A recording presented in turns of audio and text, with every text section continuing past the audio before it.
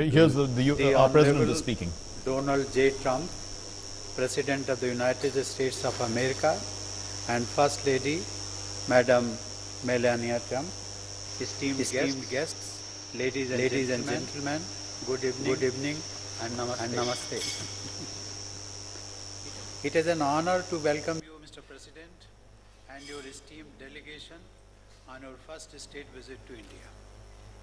The past 2 days have been very special for us.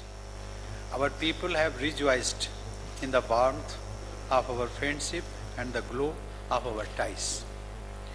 Mr. President, our relations are deep and abiding. Today, the ever-expanding orbit of our partnership encompasses the map of every single human endeavor. As economic partners, we have come a long way. The trading journey that began in the early 19th century with ice from New England being offloaded on the shores of Madras has today blossomed into a robust economic partnership laced with expanding trade, innovative investments, and new age technology. As the world's largest democracies, we are deeply connected with each other through our people and their aspirations. The bedrock of Indian and American society has been hard-working, middle-class families, and that is what makes us understand each other instinctively. Over 4 million people of Indian origin have made America their home. They are a living bridge between the American dream and our vision of New India. Our bilateral canvas has many folds, but none more impressive than the one painted by the growing Indian student community in the US. Mr. President, you have been a friend of India in every sense.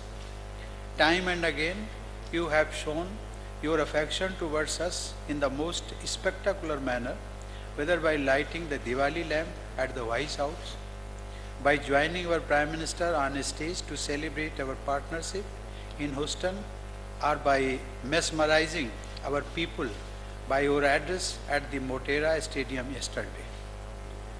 Your charisma and the grace of the First Lady have won you millions of admirers in India. Your visit has indeed opened a new chapter in our ties. Mr. President, a century ago, American enterprise led to proliferation of apple orchards in our countryside, bringing prosperity to millions. Today, as we sit down to savor the fruits of that venture, Indian-produced red delicious American apples, we will once again be reminded of the depth of our engagement and as much the prospects of our future endeavors. On that delectable note, Mr. President, I wish you and First Lady greater health and happiness. I wish the American people everlasting peace and prosperity, and I wish our friendship ever greater warmth and affection. Thank you.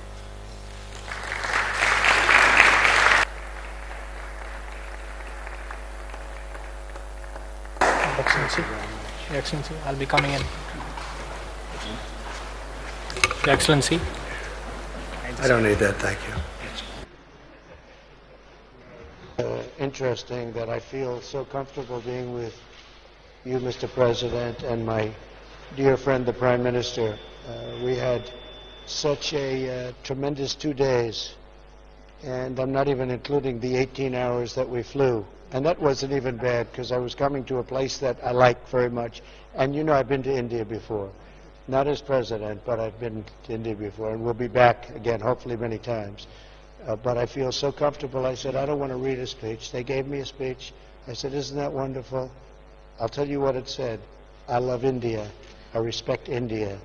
The First Lady feels the same exact way. The First Lady and I talked about it, and this was a trip that we very much look forward to do. You know, I called up the Prime Minister.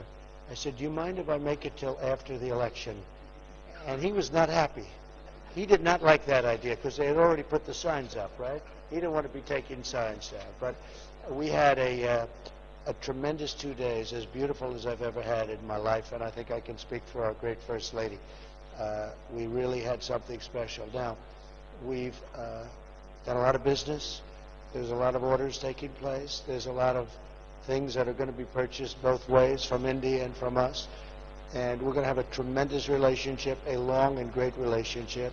We are right now, we were saying today, we are right now better friends than we ever were in the history of our countries.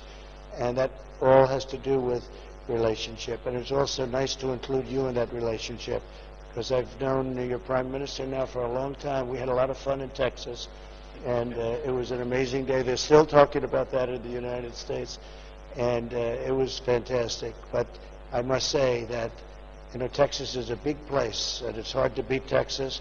But what we saw yesterday with 125,000 people, and what they don't say, they do say it was full, it was packed. What they don't say is there were thousands of people outside trying to get in. And then we drove from place to place, and every place we drove, there were thousands, tens of thousands of people on the sidewalks waving and saying hello. I just want to thank you very much, Mr. President. I want to thank you very much, Mr. Prime Minister, and your families. But this was a very, very special 2 days.